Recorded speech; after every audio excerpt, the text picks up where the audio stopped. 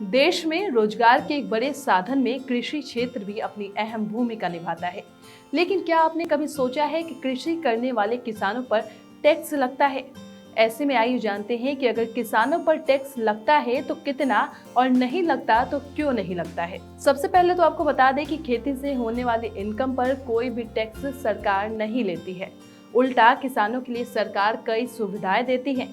ऐसा इसलिए क्योंकि जहां एक और अधिकतर लोग अपना जीवन यापन करने के लिए खेती पर निर्भर हैं, तो वहीं पूरा देश भी खाने पीने की चीजों के लिए किसानों पर भी निर्भर है। लेकिन किसानों से सरकार द्वारा टैक्स ना लेने की वजह से अब इसमें बड़ा हेरफेर होने लगा है।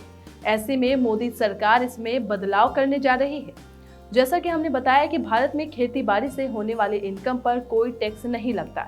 लेकिन इस बीच एक सवाल सबके मन में जरूर उठता होगा कि चलो मान लिया कि गरीब किसानों से टैक्स ना लेना हो तो समझ आता है, लेकिन ये बात समझ में नहीं आती कि अमीर किसानों की आय पर टैक्स क्यों नहीं लिया जाता।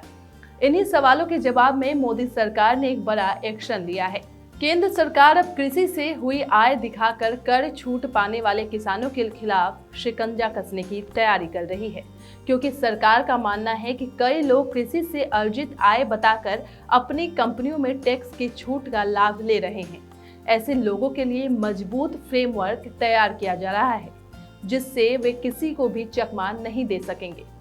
सरकार ने कृषि से होने वाली आय पर टैक्स में छूट देने से संबंधित मौजूदा तंत्र में कई खामियों की ओर भी इशारा किया है।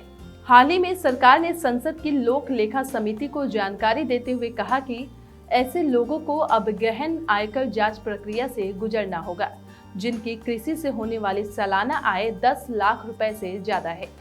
लोक लेखा समिति ने संसद में कहा कि लगभग 22.5% मामलों में अधिकारियों ने दस्तावेजों के उचित मूल्यांकन और सत्यापन के बिना ही कृषि से अर्जित आय के मामले में कर मुक्त दावों को मंजूरी दे दी है, यानी उन्हें कर में छूट दे दी है, जिससे टैक्स चोरी की गुंजाइश कहीं न कहीं बनी रही।